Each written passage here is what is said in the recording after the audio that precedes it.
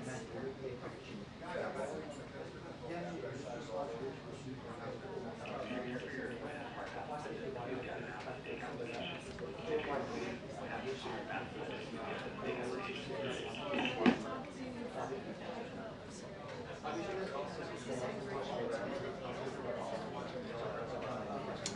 you're good.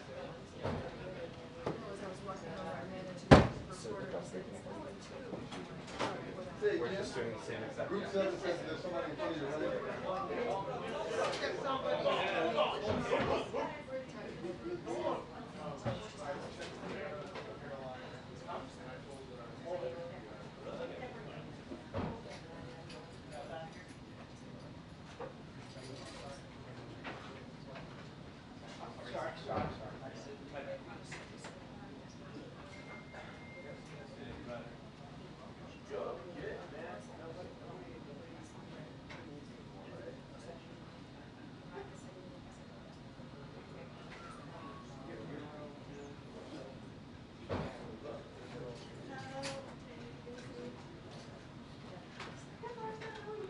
Good. How about yourself? Good. How's the transition? Well, they started in 2021.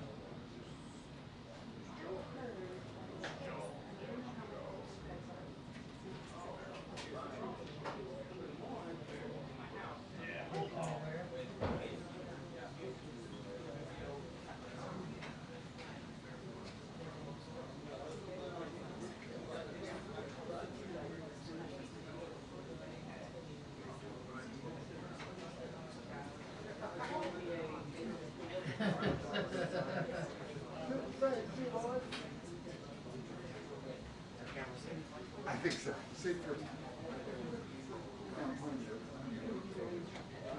Yeah. Because that would really it's our thing. Well, it's amazing. It's only getting better so fast. All right, I mean, so we think 2 o'clock. I mean, this is the only time. Was that? You know, the people that are running it.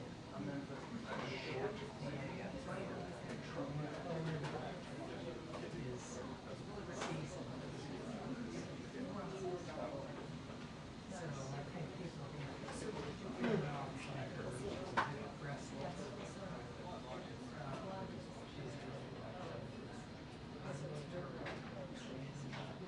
Best places to work when she had SBA and then there's yeah, she had very good leadership.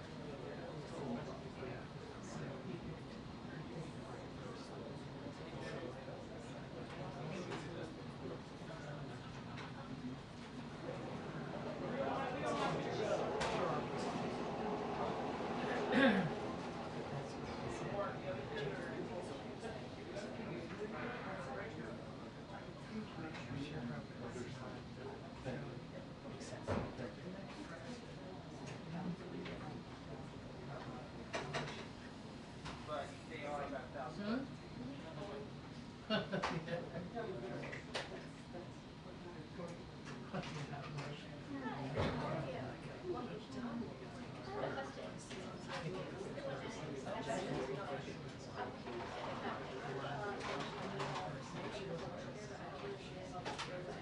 Well, this is where I will be. Okay.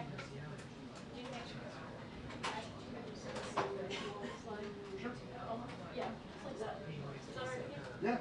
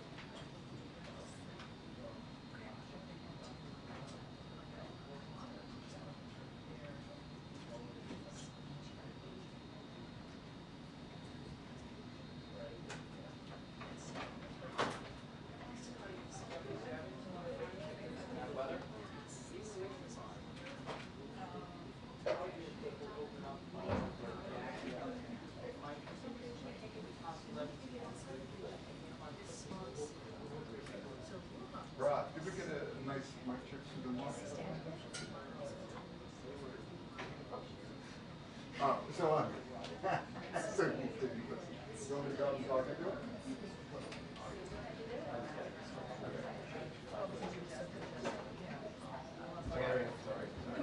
I'll only do the 7 more times.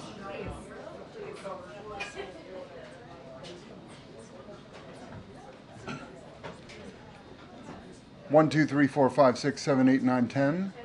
Podium mic, podium mic. 1, 2, 3, 4, 5, 6, 7, 8, 9, 10. 1, 2, 3, 4, 5, 6, 7, 8, 9, 10.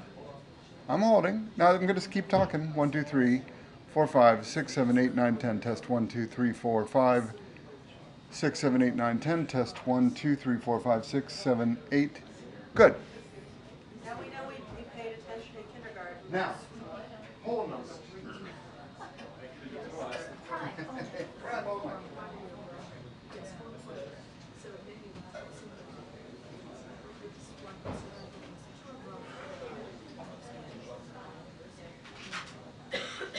Make me mad. Plug in the code. So there'll be no matter.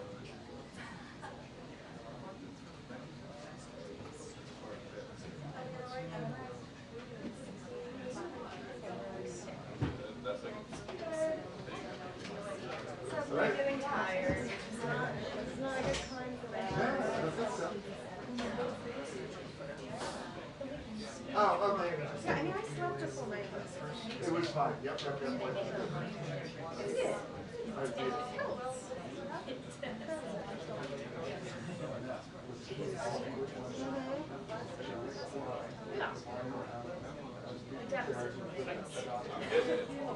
been bugging us all day. Oh, I see.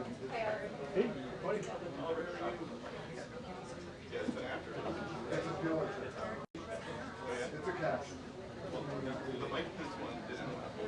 So, Perhaps I was on purpose. But it's a talker.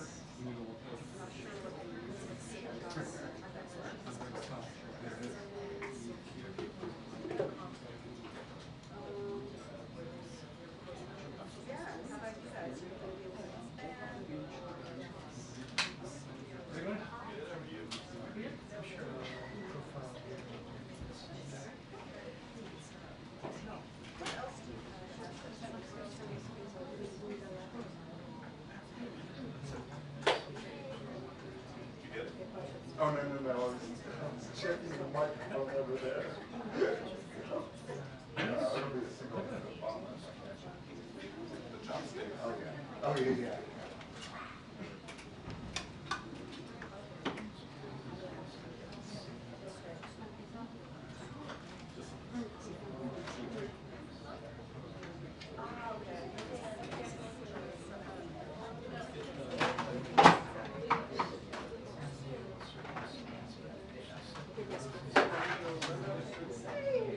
Yeah, I was like,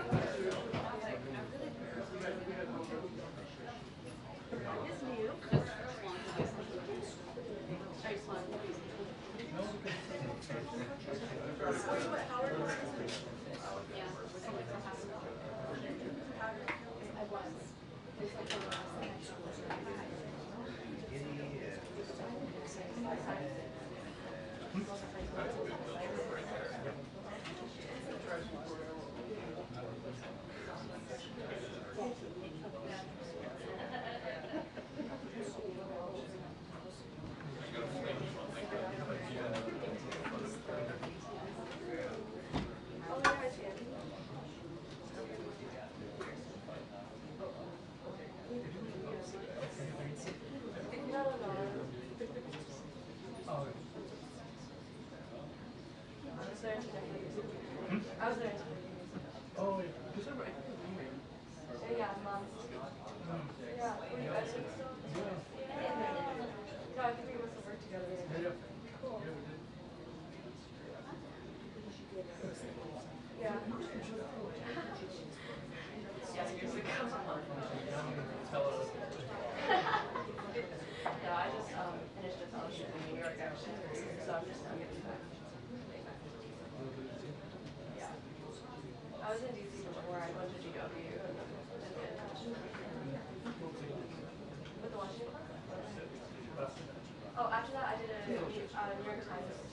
How was it? It was really, really good. Yeah, it was amazing because I was editing. Actually, I was doing kind of what you did. I was going. I'd done more photo editing and then yeah, I was doing studio editing. So I was photo editing at NPR when I got the fellowship, and I was like, oh, like I was doing photography full time for a year. Hello. Is it alright if I do like t-shirts? I don't want to be any feelings. The death room is going to be loud. It's just going looking for myself.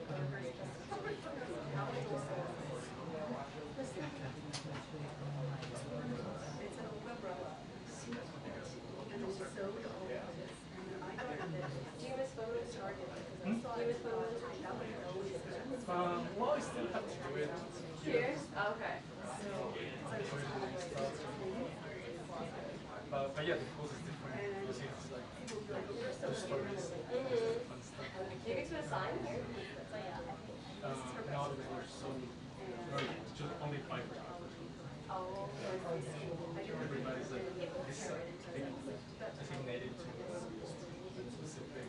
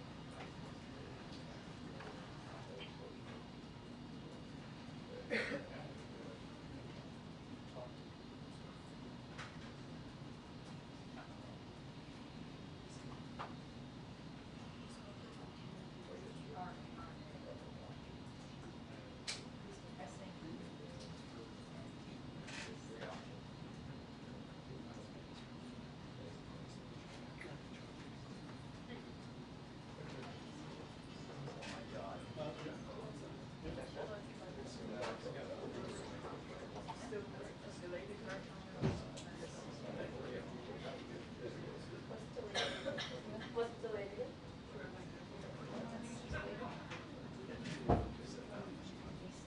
The press briefing will begin in 2 minutes. The press briefing will begin in 2 minutes.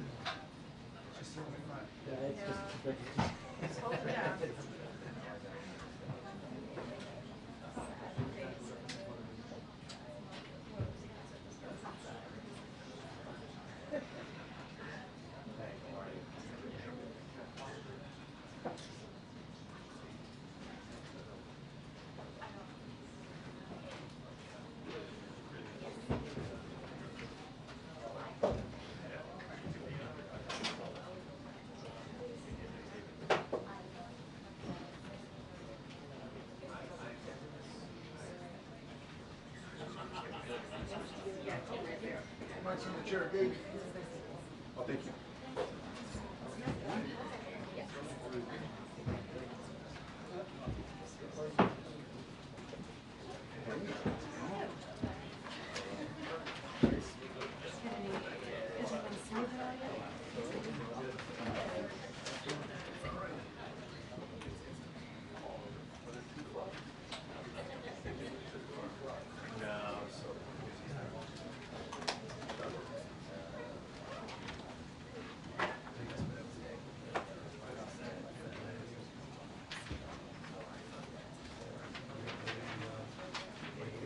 Okay, talk real quick.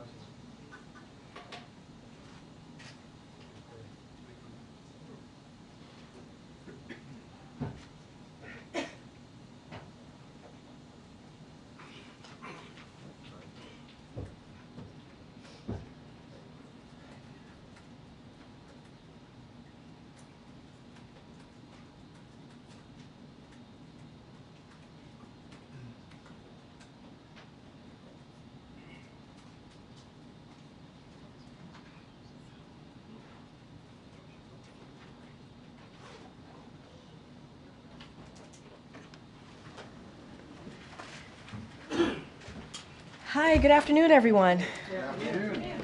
Good to welcome back to some of you out there who are on the trail. Good to see you all. Okay, as you just heard from the President Biden, he spoke with President-elect Trump to congratulate him on his victory. He also assured him that he would direct his entire administration to work with his team to ensure a peaceful and orderly transition of power. That is what the American people deserve. He also spoke with the Vice President to congratulate her on a historic, inspiring campaign. And for some people, this election is a time of victory, and others, it's a time of loss. To state the obvious, Tuesday's night's results were not our team's desired outcome. There's going to be a lot of post-mortem analysis of what happened in the coming days, in the coming weeks, even in the coming months.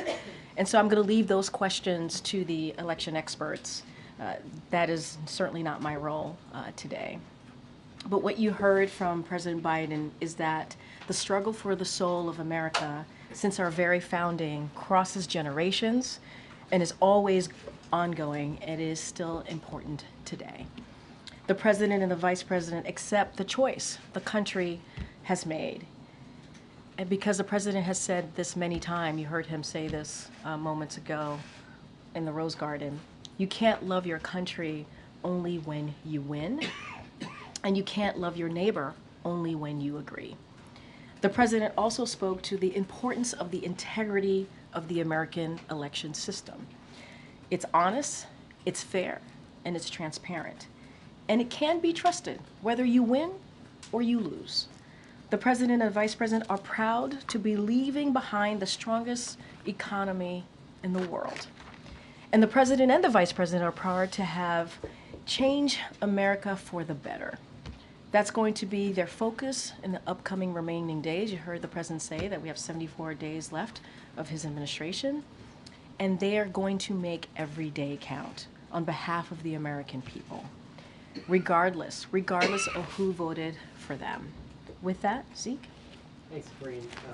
First off, do you have an update on when the President-elect will come visit the President here? So as we said in our statement yesterday after the Vice President spoke at Howard University, our teams, the President obviously invited the President-elect to the White House for them to meet.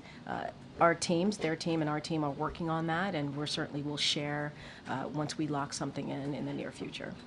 Second, when the president spoke in the Rose Garden a little bit ago, one thing he did not do was take any accountability for his party's defeat on Tuesday night.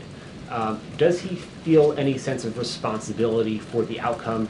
Does he feel he should have done things differently through the course of this campaign? So there's a lot there, and let me, if you don't mind, give me a second to unpack all of this, because I think it's important for the American people to hear this as well. Look, the president has spoken to this, and I'll say it again here. He was certainly inspired by the campaign that the vice president ran.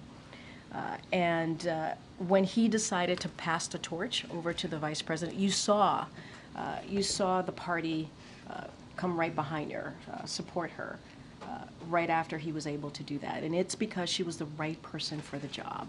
You heard him say that in 2020, the reason why he selected her as her running mate, because he knew she would be able to do the job on day one.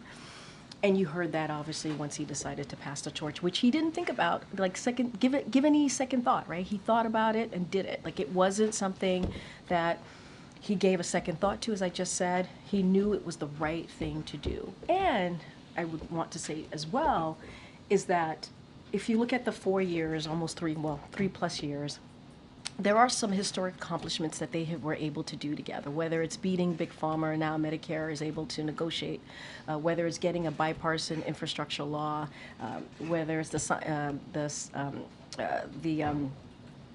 PACT Act, the Bipartisan Infrastructure, the CHIPS and Science Act, thank you so much. These are things that were able to get us out of the pandemic. And you heard me say at the top that the president is proud to leave the strongest economy for the next person that's coming, for the president-elect. And that's what they're going to inherit. But with all of that said, and this gets to your question, despite all of the accomplishments that we were able to get done, there were global headwinds that because of the COVID-19 pandemic, obviously COVID-19 led to disruptions with the supply chain, and it had a political toll on many incumbents if you look at what happened in 2024 globally. And that's part of what you saw, right? You saw that there was a political toll on incumbent parties around the world here. Now, I'm going to be very mindful and leave the political analysis to the pundits. They're going to dig in, they're going to look under the hood, they're going to see exactly what happened. But what we saw 2 nights ago was not unusual to what we have seen from the incumbencies around the world on the global stage. To restate my question, does the president feel any responsibility for the outcome? The president understands that he's going to respect the will of the people. That's what he understands. He understands that the American people made a decision, and he's going to respect that. He believed he made the right decision. When he stepped aside, decided that he wasn't going to run, he automatically... Guys, here's the thing, and we can't rewrite history. We have to remember what happened in 2022. 2022 is a perfect example, actually, because when we came out of 2022 midterms, we saw a successful midterms for any new administration in over 60 years. And it was because of the president's policies. Let's not forget that all of the accomplishments that the president did, again, I had listed the bipartisan infrastructure legislation, CHIPS and Science Act, the Inflation Reduction Act. Those are popular with the American people. They are. Those policies were indeed popular. And that's what got us through the 2022 midterm. It was supposed to be a red wave. That didn't happen. And so coming out of that, we did see some historic markers there. And so the president believed that he needed to do. He's always going to put the American people first. When he decided to step down and endorse immediately the vice president, that's what he thought was the right thing to do in that moment, in that time. One last one for me. Sure, I'm sure my colleagues have a few to unpack there. But, the president entered office, he said he went around and traveled around the world, met with leaders, and he's always would recount this anecdote of, I'd say America is back, and then they would say, but for how long? The world now has that answer. It was 4 years and 2 days. Does the president feel like he has let down America's allies and partners, that now sort of the very different worldview than him will now be in the Oval Office? So look, I'm not going to get into what the president-elect is going to do, not going to do. I'm not going to do that.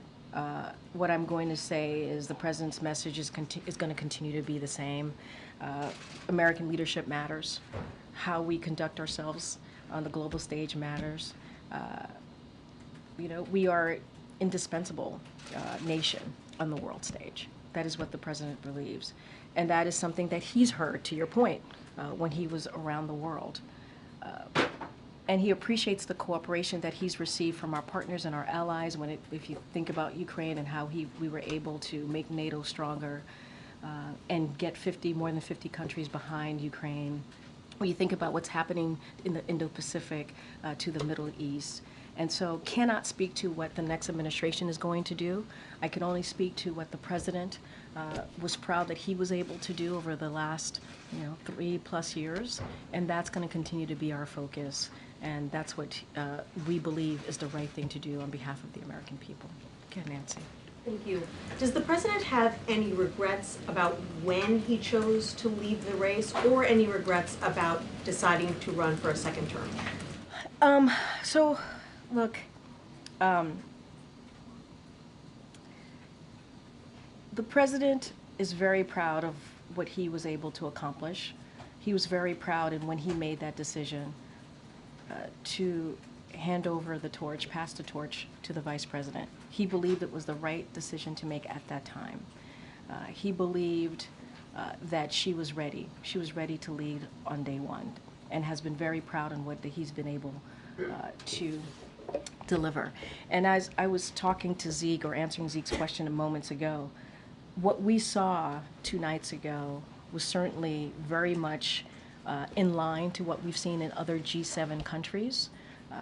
In incumbencies, the role, the toll that the pandemic took, even though we were able to lead in the world when it comes to the economy, we saw what happened in other G7 countries. And so that is what we believe.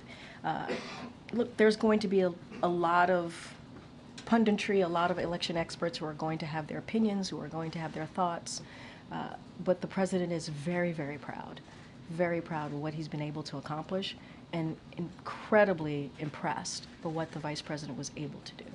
Has the president been hearing from foreign leaders about the outcome of this election, and have they expressed any concerns to him? What has his message been to them?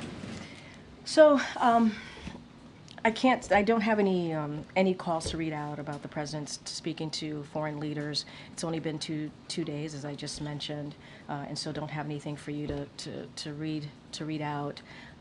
But it's very much, what I just said moments ago about his message to world leaders about how important it is to have our participation, Americans' leadership on the world stage, and what that means. And we've been able to see that for the last 3+ years, whether it's Ukraine, whether it's the Middle East, whether it's Indo-Pacific. A lot of that, making NATO stronger, was certainly the president's leadership, and that's what other allies and partners, that's what they rely on us on.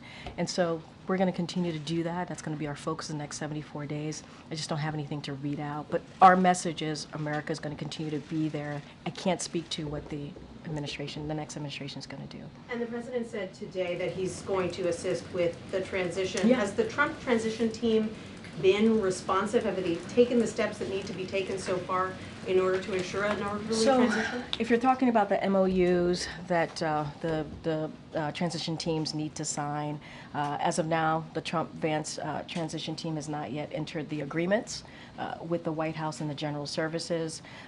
And our Chief of Staff, Jeff Zients, reached out to the Trump-Vance co-chairs. And so we're going to leave that line of communications open. We're going to be helpful here. We want to have an effective, efficient transition of power, and so we are ready to provide that. As you know, the president invited the president-elect, Donald Trump, to come to the White House, and so once we lock that in, we certainly will share that with all of you. But we're ready. We're ready to assist. We've been trying to be there and be ready to assist in any transition, with this, obviously, this transition, and so we're going to reach out, have those conversations, and so I'll just leave it there. Okay. Thanks, Karine. Does President Biden believe he could have won if he stayed in this race? President Biden believes that he made the right decision when he decided to step aside and immediately endorse the vice president, and you saw the party come behind her, support her, and he believed it was the right thing for the American people. He put himself aside. This was not about him. This is about what was right for the American people. And that's what he believes. He believes it was the right decision to make. And he's very incredibly proud. And just to follow up on the previous questions, the president said when he stepped aside that his #1 priority was making sure that Vice President Harris would succeed him at the White House. That, of course, is not going to happen. So does he have any regrets? In which way? Any regrets in? How it all played out since? I mean, I said this at the top. This was not the outcome that our team had wanted. So are we disappointed? Yes, we are disappointed. It would be false for me to say that we were not. But we also respect. We respect the outcome of the election. We respect what the American people voted for, wanted. And so because of that, the president is also going to make sure there is a peaceful transfer of power, because that's what the American people deserve. And so, you know, not going to get into analysis here of specifics of what happened, but what we know is the results. And so, are we disappointed? Of course. Of course. But it is important to make sure that what the American people decided on, what it is that they wanted to see, that we respect that, and we'll do that. And what are the president's top priorities in the next 70 or so days? When Trump comes in, he could undo quite a bit of what President Biden has put in place through executive action. So a couple of things. Again, I'm not going to get into hypotheticals here about what the president-elect is going to do or not do. I can tell you a couple of our focus, things that we're going to focus on in the upcoming 74 days. And we're going to make sure that we keep the government open. We're going to deliver assistance for communities devastated by Hurricanes Helene and Milton and other recent disasters. We're going to pass the NDAA, that's important. And we're also going to make sure that we confirm well-qualified judicial nominees. That's going to be certainly our focus in the next 74 days. And I'm just not going to get into the next administration, what it is that they're going to do or not do. I can speak to what our focus is going to be. Gotcha.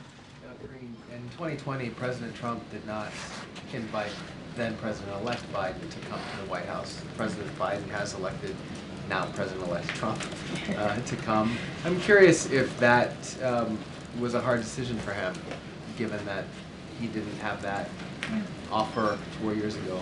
So, look, you mean a hard decision for him to make, President Biden to make right now?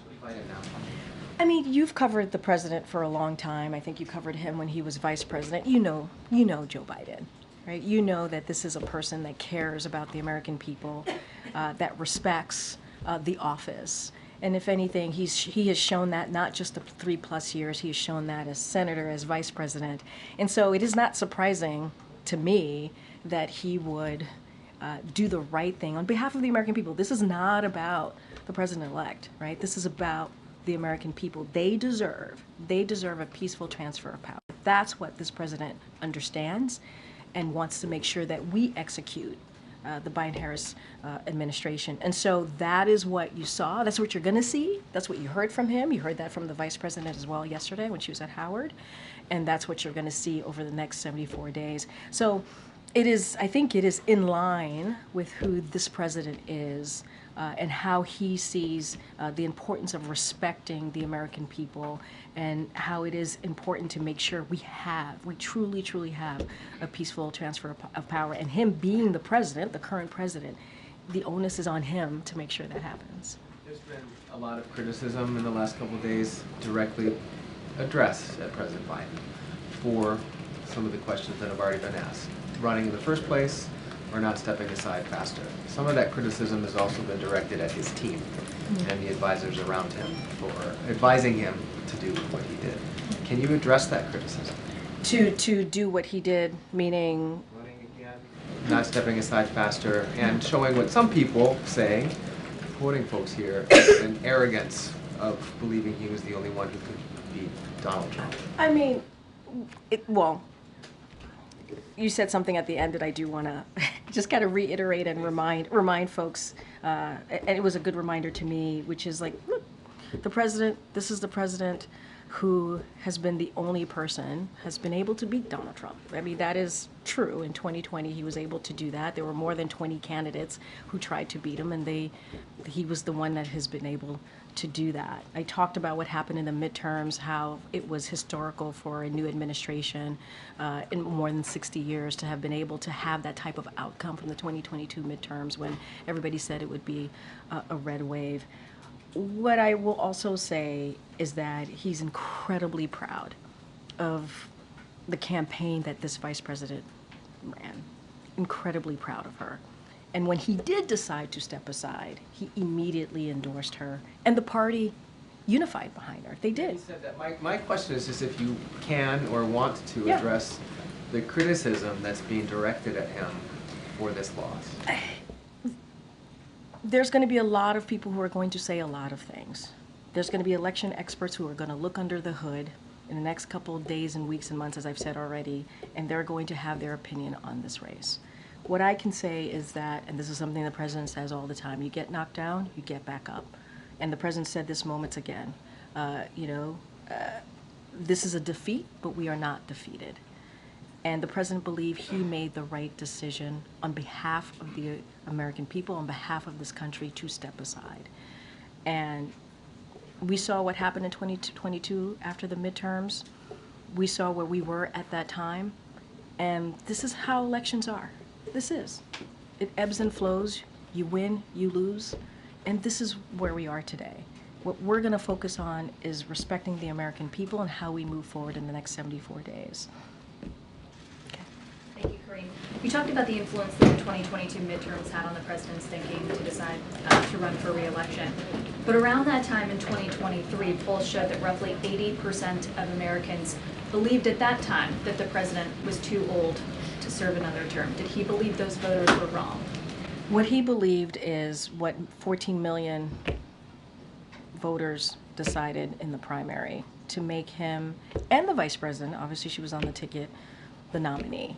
That's what happened. 14 million for this current past primary. 14 million Americans decided that. So they made their decision on who they wanted. They did. That was decided. Now, as we know, in July, the president made a decision to step aside, and he immediately, again, decided to, without thought, without second guessing, endorse the vice president. So you had 14 million Americans who made that decision in the primary. But around that time in 2023, the president's team also very firmly encouraged other rising stars, luminaries in the party, people who had participated in the primaries in the 2020 cycle, to rally behind the president and not to consider their own ambitions. Was that the wrong call? I'm not going to get into conversations. I'm not going to get into that reporting. It is not unusual for people to rally behind the leader of the party. In this case is in this case is Joe Biden for the Democratic Party. It is not unusual for that to happen. I'm not going to relitigate or get into what was said, not said. I actually don't have any information on that.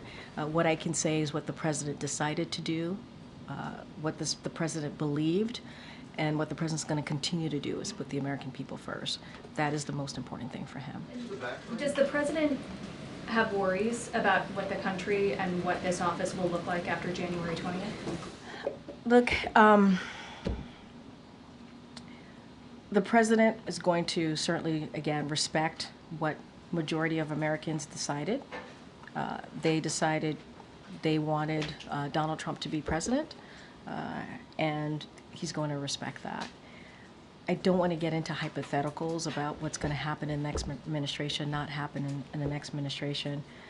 We are proud. The president is incredibly proud of what he has been able to do for the American people, and that's going to continue to be his focus. I talked about the legislative focuses that we're going to have in the next 74 days, and he wants to continue to implement those historic legislations, now laws, that he was able to get done.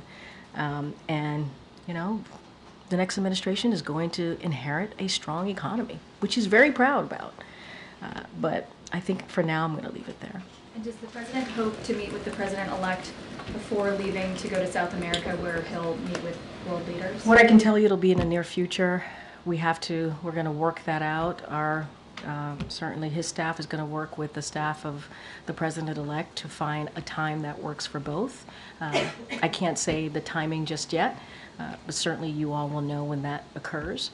But I can say for sure it will be in the near future. Okay. Thank you, Karine. So does the president believe that he could have beat Donald Trump? What the president believes is that he did the right thing for the American people. I'm not going to get into, what could have, would have. He believed he did the right thing. He believed that the vice president ran a great campaign.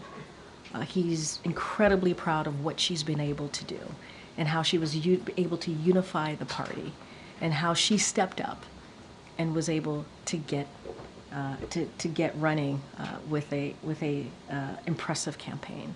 And so that's what he believed. He thought it was the right thing to do. And here's the thing, the party unified behind her. And I think that's what is important. He believed he did the right thing. So Republicans have threatened to repeal the Inflation Reduction Act. Mm-hmm. Does the White House have any plans to take any actions to safeguard some of the measures, such as clean energy investments, for instance? So a couple of things. I do want to talk about the Inflation Reduction Act. That is a popular piece of legislation, obviously, that became law. That is, when you think about climate change, the most comprehensive law to be passed to deal with climate change. I talked about beating Big Pharma. When you think about Medicare now being able to negotiate, and not only that, you're obviously to negotiate to lower cost. I mean, there is so much that comes out of the Inflation Reduction Act. Only Democrats voted for it. You have heard us warn about Congress trying to repeal that, and it is popular. We saw what happened when they tried to repeal the ACA, the Affordable Care Act, which became popular and helped tens of millions of people get health care. And so that should be a warning for them. That should be a warning for them, not to go after something that actually helps the American people, that actually delivers on key priorities, and that is actually popular. So I'll leave it there. Go ahead, John. Thanks, Karine. One of the issues debated, discussed quite a bit during the course of the campaign was the issue of reproductive rights. Is the White House, the president, concerned that with a Republican in the White House, Republicans controlling the Senate, a super conservative majority on the Supreme Court, at the very least, we don't know what's going to happen in the House, that reproductive freedoms for women will be rolled back? I mean, that is something that we have said consistently that we are concerned about. I believe 3 national bans on abortion were introduced in Congress. This is something that Republican elected officials continue to go after, the rights for women to make decisions on their own body. Very difficult decision, a decision that should be kept between a woman, her family, and her doctor. And so, it is incredibly concerning. And we're talking about women across the country whose health could be at risk. And so what I can say is the president and the vice president is going to continue to stand with majority of Americans on calling on Congress to restore the protections of Roe v. Wade. That's what we want to see. Are we concerned? Yes, we're concerned. Nothing changes about our concern about that post-election. And Republicans in Congress have made themselves very, very clear. And so we're going to do everything that we can. When we have taken steps to protect women and this decision and important critical decisions that they have to make. And so that will certainly continue. You said the vice president ran a great campaign, and yet she underperformed in every state compared with President Biden when he ran in 2020. Why do you suppose that was? I'm not going to do punditry from here. That is not something that I'm going to do. I'm not going to dive into the data. I'm not going to do that. There's going to be plenty of time for election experts to look under the hood, to tinker around in it, figure out what happened. I'll leave that to them to deal with.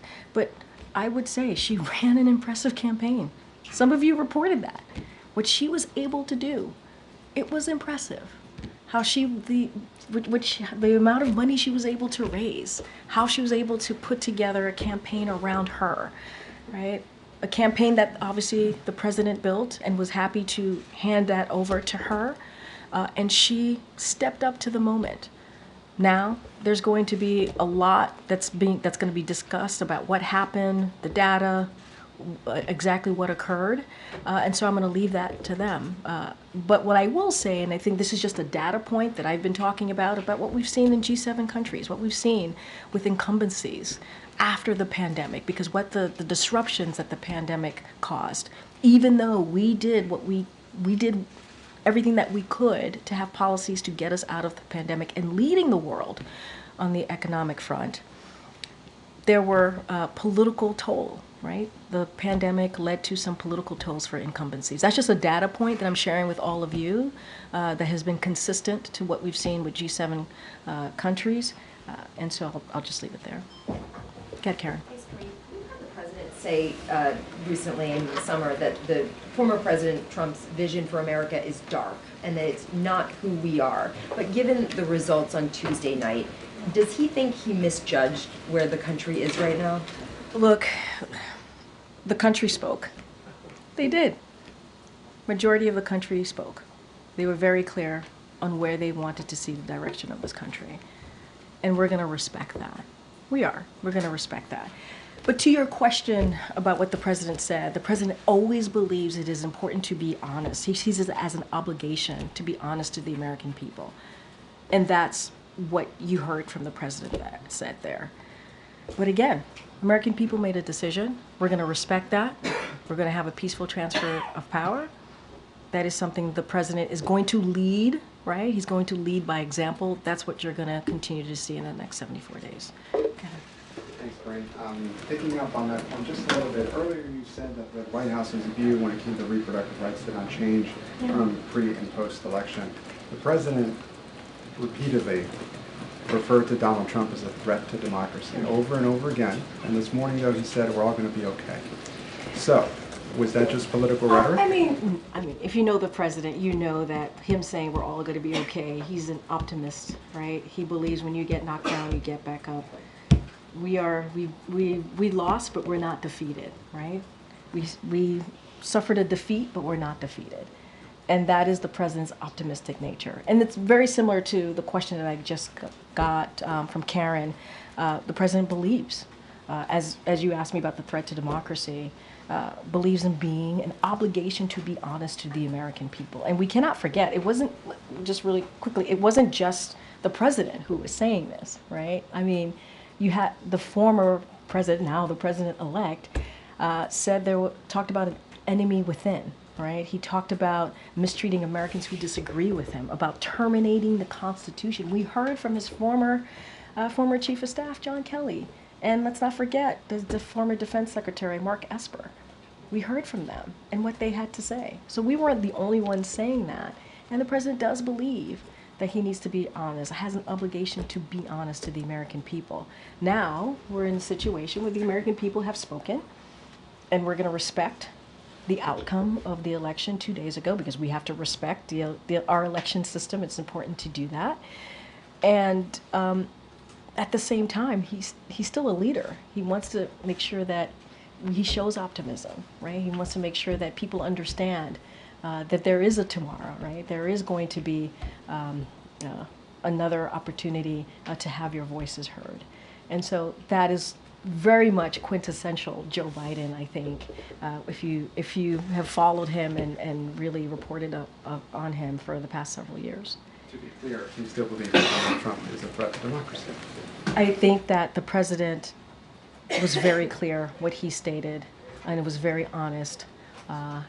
And what we are trying to do, and I get your question, what we are trying to do is respect what the American people decided. We're not trying to cause any divisions here. We're trying to be very respectful of what the American people, but again, when he spoke, he wanted to be honest with the American people and shared what he believed. And it wasn't just him.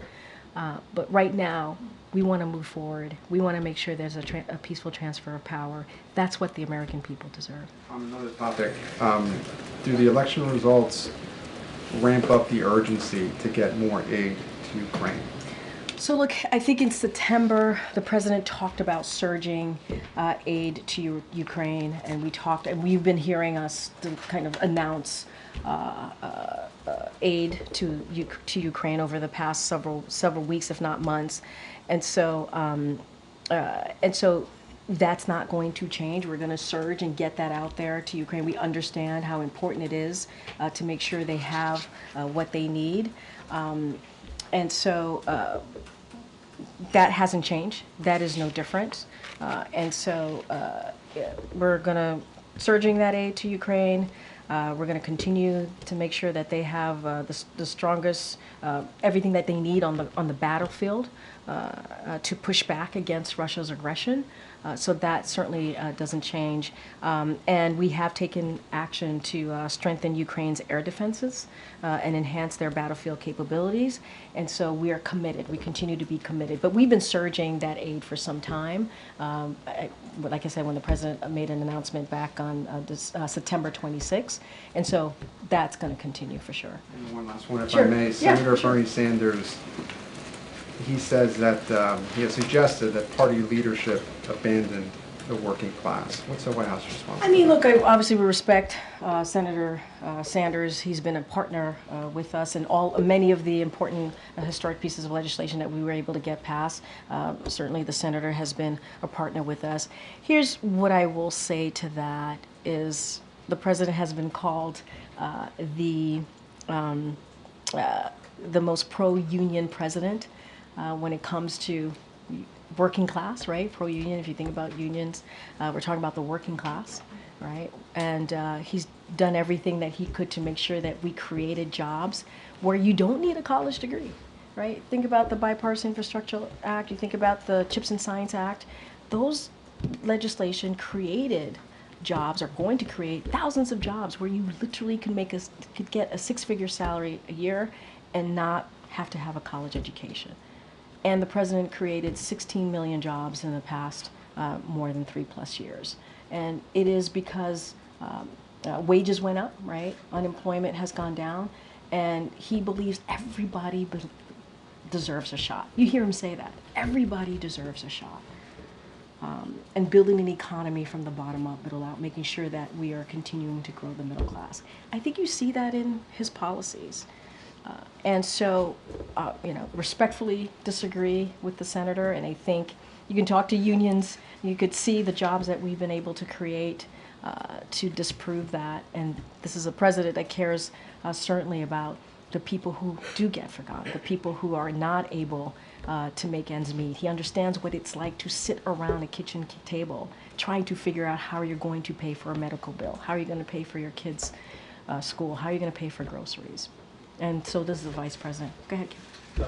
President-elect Trump has heard from a number of world leaders since the election, Xi, Macron, Zelensky, Netanyahu. What is the level of concern that Trump may try to conduct foreign policy in this transition period and get in the way of some of the president's foreign policy priorities? I mean, look, it's not unusual, right, for a president-elect to hear for world leaders, especially after an election win. I don't have anything beyond that. I'm not going to speculate beyond that, and so I'm just gonna leave it there. And does the president see this election as a setback to some of the efforts he's been making to try to get the hostages released, to try to bring peace to Gaza? So look, since you mentioned Gaza, we're going to continue to work to get to advance diplomatic efforts, obviously to end the war in Gaza and secure the release of all the hostages. That's what we're going to continue to do, and as well as our efforts to get to a resolution in Lebanon that ensures citizens on both sides of the blue line can safely return home. And so that's going to continue in the next 74 days. That's going to continue to be a focus, and that's going to continue to be a commitment. Does this make it harder, though? It's asking for speculation. I'm not going to speculate. All I can speak to is what we're committed to do, but that doesn't change. That certainly doesn't change. Go ahead, Tam. Thank you. As you said, the Trump team hasn't yet signed those memorandums of understanding with GSA. Does that in any way impede your ability to help there be a smooth transition? Are there any practical implications in terms of what this White House is able to do? Okay, a couple of things. I'm glad you asked this. So there are two memoranda of understanding under the President Transition Act.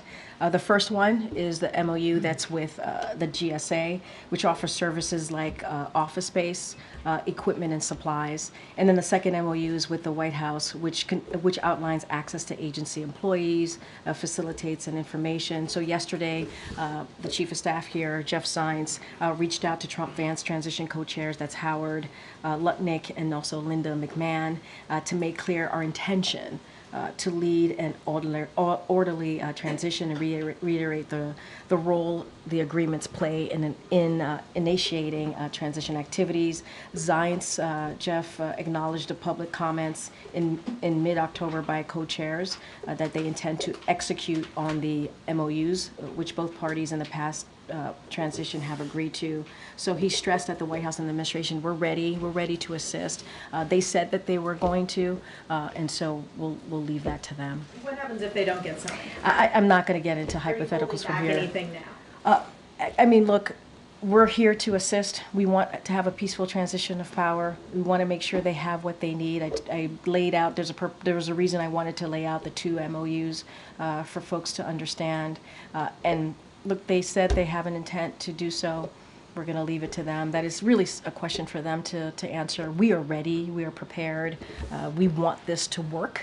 And so we stand by that. And we heard from the president today. However, he did not take questions. We're hearing from you. We would like to hear from the president. It's traditional for the president to come out. It would be much easier to ask him, for instance, how he feels about the election. Sure. Are you going to make that happen? He will be looking forward to talking to all of you soon. And when that happens, we will let you know. You're talking about like a actual press conference? Press conference. Okay, we have 74 days. We have 74 days. Go ahead, Dan. Thanks, Karine. Does President Biden... does President Biden fear for Ukraine's future after Donald Trump's victory, given that he's talks about cutting aid, about pushing through a peace deal? Look, I've been pretty consistent the past couple of questions. I don't want to speculate what the administration is going to do or not do. I'm going to focus on today. I'm going to focus on the next 74 days. That's what I can speak to. As you've seen, this president, our allies and partners have rallied behind Ukraine, stood up to Putin's brutal invasion of Ukraine, building a coalition of more than 50 countries to make sure Ukraine had what it needed on the battlefield.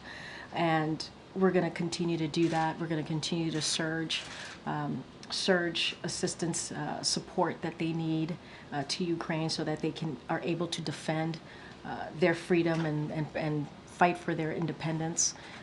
And protect themselves from Russia's aggression. That is what we're committed to. That's what we're going to continue to do. I'm just not going to stand here and speak to what the administration is going to do or not going to do, the upcoming administration. I'm going to ask you to speculate one more time about something else. On a related note, I mean, Vladimir Putin said today he was ready to talk to Donald Trump. Would that be a good idea, do you think? I'm just not going to speak to that. I mean, he's the president-elect. That's what the American people decided. I can speak to what we're going to do the next 74 days, our continued commitment to make sure that Ukraine has what it needs to beat back Putin's aggression, and that's what I'm going to speak to. Okay. Thanks, Karine. I have two questions on pardons. The first, does the president intend to pardon any administration officials or people that Trump has threatened with any sort of legal actions? He's got 74 days, as you mentioned. Yeah, I know pardons is going to be a big part of the questions that I get here over the next several weeks and a couple of months that we have. I don't have anything to share or any thought process on pardons. Once we have something to share, we certainly will share that. Secondly, his son Hunter is also up for being sentenced next month. Does the president have any intention of pardoning him? We've been asked that question multiple times. Our answer stands, which is no. You mentioned 2 MOUs. Yeah. Can you give us a flavor of what might be subsequent MOUs that might be coming up? I was talking about the transition and how that there's 2 MOUs that are related to the Transition Act, Transition Presidential Act, and that's what I was speaking to. I don't have anything else beyond that. This is part of the Transition Presidential Act, and that's what I was speaking of. I just wanted to make sure that there was an understanding that there's 2 MOUs. I don't have anything beyond that. Okay. Okay.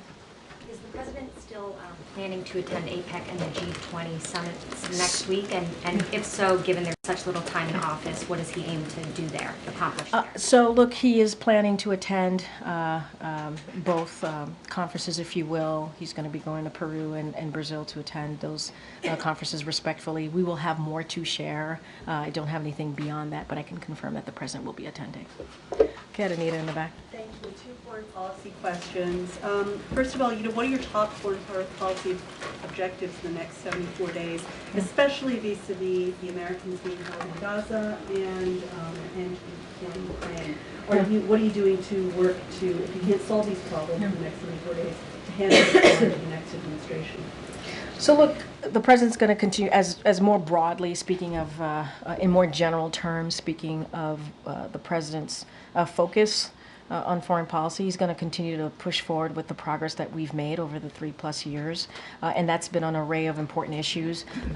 Whether I've been talking about Ukraine, whether it's continuing to strengthen our alliances and partnership, standing with Ukraine, making sure they have what they need on the ground to beat back against Putin's aggression, tackling challenges we face in the range from Indo-Pacific to the Middle East. So that will continue to be the president's focus on foreign policy matters, certainly that are important to the American people. I spoke to Gaza already when I was asked a question about Gaza. We're going to have those diplomatic conversations. We want to make sure that we bring the hostages home. That is all the hostages. That is a focus. And let's not forget Lebanon as well. We want to make sure there's a resolution there. And so that's a lot. That is nothing new to what the president has been focused on for the past several months or past 3+ years, and so we're going to continue to do that. With the next administration may be finalizing the deal and getting the credit for that if you line it up? I mean, look, this is about what's right for the American people. This is right. I mean, I just said moments ago the president is very proud to be handing over the strongest economy. The next administration is going to inherit a strong economy, and the president's proud about that. He's proud that he's been able to do the work so that the next administration will inherit that. And so, look, we're going to focus on what we can do right now in the next 74 days. And everything that this president does, every focus that he has is on the American people. And that's what we're going to continue to do.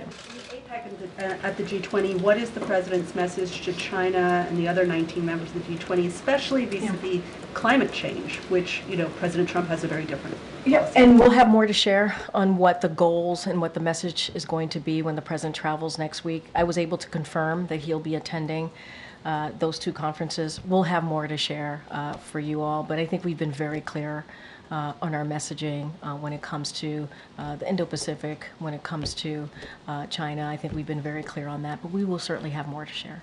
Go ahead, Jared.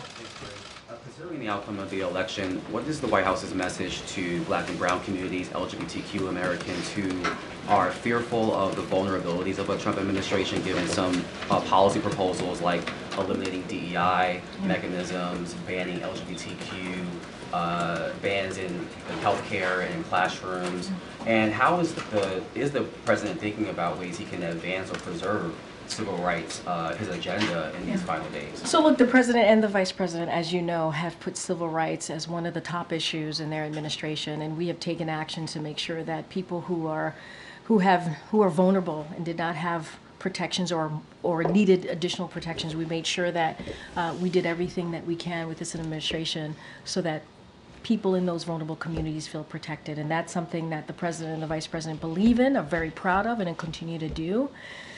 And when it comes to this election, I said this, we did not have the desired outcome. There are some people who are celebrating and some people who are heartbroken by this moment.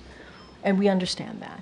But the reality is majority of the American people voted, and so we're going to respect that. I don't have any new policies to speak to, but for those who are hurting, we see you, we hear you, we understand what you're going through, but don't have anything else to speak to. And there are reports of racist text messages targeting Black Americans being sent across the country, particularly on college campuses, Ohio State, University of Alabama, Clemson University. And these messages are claiming to be from Trump supporters, indicating that recipients have been selected to, quote, pick cotton on plantations. These messages were quickly condemned by campus and civil rights leaders, but is the White House tracking this, and what concern does the White House have about the outcome of the election leading to heightened hate speech? Well, look, I have not spoken to the team here about that reporting. It does sound concerning, obviously. I would have to go back and get a better sense of what is indeed happening and what, you know, the facts are. You know, just going to the broader question, it is important for every community to feel safe, to feel protected. That is something that this president has done and the vice president has done over the 3.5 years. We understand how vulnerable communities can feel, and it is important that we do that. And I think that's why in the next 74 days, the president wants to lead by example. That's why we keep talking about a peaceful transfer of power. That's why we keep talking about the importance of the election system and the results, because he believes it's important to, again, lead by example as President of the United States. And that's what we're going to do here. Again, I can't speak to the reportings directly. If it indeed is what's happening, it is concerning. And so let me talk to the team and get you a fuller answer. Okay, go ahead. What will Kamala focus on in next 74 days? And will she spoke with J.D. Vance? Oh wait, I'm sorry, you're talking about the vice president? Yes. Okay. So I think I talked about what the administration, which obviously includes the vice president, what we're going to focus on the next 74 days. I will have more to share with you about a potential meeting with the vice president and the incoming vice president, J.D. Vance. Don't have anything to share with you at this time. Go ahead, Brian, in the back. Thanks a lot, Karine. You know, Donald Trump had classified documents at Mar-a-Lago that he did not secure. Does the president have concerns about classified information being given to Donald Trump in the next 74 days as part of the transition, that Donald Trump would not take steps to protect that? Look, I'm going to leave it to ODNI to speak to whatever information, classified information. I'm not going to get into speculation from here, and just leave it there for now. Oh, yeah, sure. When President Biden invites Trump to the White House, will he also invite the other living presidents? Will he invite Barack Obama, George W. Bush, and Bill Clinton to be here as well? I don't have anything beyond President Biden inviting the president-elect when they spoke recently. I don't have anything more. Obviously, when that meeting lands in the very near future, we will share that. The teams are working on it. I just don't have anything beyond the president inviting the president-elect. Go ahead, Phil. Thank you. First, a quick follow-up. Just, does the president still stand by his description of the former president, now president-elect, as an existential threat to democracy? I don't have anything else to share beyond what I said. The president believes, when he said it at the time, he believes he had an obligation to be honest with the American people. I laid out what people who, former staffers of the former president said. We're talking about John Kelly, former chief of staff. We're talking about the former defense secretary. They were very clear. And we also heard words that the president-elect said, enemy within, going after people who disagree with him. And so the president is always, always going to be very honest with the American people. I don't have anything else to share beyond that. Look, we are being very clear here, right? The outcome was not what we wanted. And the American people have made a decision, and we want to respect the decision that the American people have made, and we are going to make sure that the American people get what they deserve, which is a peaceful transfer of power.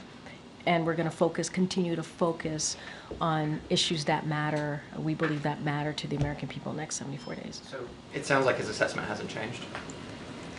He was being honest. He has an obligation, and he was being honest with the American people, and he will continue to do so. A question about the peaceful transition. Sure. What is President Biden's message to career civil servants who will carry over into the next administration? Does President Biden believe that they should be fully cooperative as the next president seeks to put his agenda into action? Fully cooperative. Not slow things down. Oh, no, Republicans are Yeah, I voiced mean, a lot look, of we're frustration. saying that we want a peaceful transition. We want an effective, efficient transition. That's what we're saying, and that's in the president's administration. Career, political, we want to make sure that that transition happens in an orderly way, and we're not looking to slow down anything. We want it to happen. That's what the American people deserve. This is not political here, folks. This is not about politics. This is about the right thing to do for the American people. They've made a decision, and we're respecting that. Thank you. Yeah, no problem. I don't know how much gets here. Are members of the Trump team traveling with the president and government officials to Lima to the APEC summit? I'm sorry. What's the? Are members of the Trump team traveling, or are they going to be in Lima? You're going to have to ask the Trump team. I can only speak for the president. Yeah. Go, Jackie. Thank you, Karine. Just to follow up on the pardon question, is a commutation also still off the table? For who are you talking about? Oh, no. I mean, we're not. That's not what we're going to do. So you had said on Air Force One that the president would not consider a commutation of his sentence. Yeah, that You're saying that still stands? Yeah, Okay, that great. stands. Yeah. And then I heard you earlier in the briefing talking about the pandemic's role in the outcome of this election. And it sounds like that is being looked at internally as potentially one of the causes of this outcome. But Richie Torres, the congressman, tweeted, "Donald Trump has no greater friend than the far left, which has managed to alienate historic numbers of Latinos, blacks, Asians, and Jews from the Democratic Party with absurdities like defund the police or from the river to the sea or Latinx."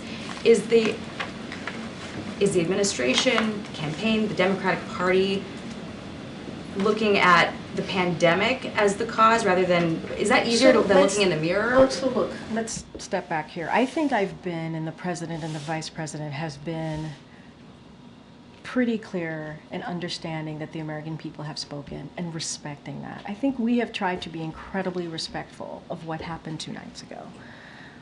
And we're going to continue to do that.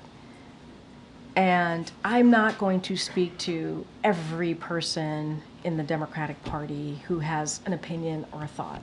I'm just not. It is not something that I'm going to do. I talked about the political toll on incumbent parties around the world as a data point, right? As something that we have seen pretty consistently with G7 allies in this time. And obviously, one of the things that occurred was the pandemic. It did. It caused disruption. It caused the supply chain to be disrupted and caused the economy to be turned upside down. While we put policies, and we are, in fact, leading the world on the economy, it doesn't stop the fact that there has been a political toll for incumbents. That is something that I'm telling you as a data point to share, because we know that you guys would have questions. That's a data point that I'm using. And I'm also saying that there's going to be election experts in the next days, weeks, months, who are going to, again, looking under the hood, kick the tires, trying to figure out exactly what happened 2 nights ago. And so they're the pundits. They're going to speak to that. They're the experts, and so we'll have more information as they look at the data. And so we'll leave that to them. And so I'm offering you our perspective, our thoughts, how we're going to move forward the next 74 days. And I think what Americans should be assured of is that this is a president that's going to put the American people first. That's what people can be assured for. Is examination happening at all inside though? Because as Gabe mentioned, you know, this administration messaged to millions of Americans that they're going to wake up day after the election if Trump won and have their rights stripped away, that democracy would crumble, and the president said today we're going to be okay. So how do you square that? I can square that. I'm going to square that in a way that hopefully makes sense, because I've been answering this question multiple times. The American people made the decision. There was an election 2 nights ago. There was. And it was a free and fair election. And we respect the election process. We do. And Americans spoke. And so the job of the president is to make sure we respect that. The job of the president is to make sure that we have a peaceful transfer of power. That is what the American people deserve. And that's what we're going to, it's not complicated. It's truly as simple as that. As simple as that. The president called the president-elect, invited him to the White House. You know why? Because that's customary. That is customary. That is what you do. If you respect what the American people decided, that's what you do. And that's what the president's going to make sure that the Trump transition has what it needs, which is being led obviously by our chief of staff here. Why? Because the president wants to lead by example. It's not complicated. It really isn't. And you know, that's important. By example, is the message to people who are fearful based on what the messaging was about mistakes? Well, now you're just twisting everything around, and that's really unfair. No, it is. No, Jackie, it's unfair, because I've been standing here trying to be very respectful to what happened the last 2 nights, 2 nights ago. Being respectful. I've been standing here saying that we respect the decision that the American people made. I've been standing here and saying that the president's going to put the American people first. I've been standing here talking about how the president's going to make sure that they get what they deserve, which is a peaceful transfer of power. I do not appreciate having my words twisted. That is, I have been very clear, very clear about what the president wants to do, and the vice president. We want to make sure that we deliver for the American people. They deserve a peaceful transfer of power, and that's what you're going to see. Thanks, everybody. Have a good day.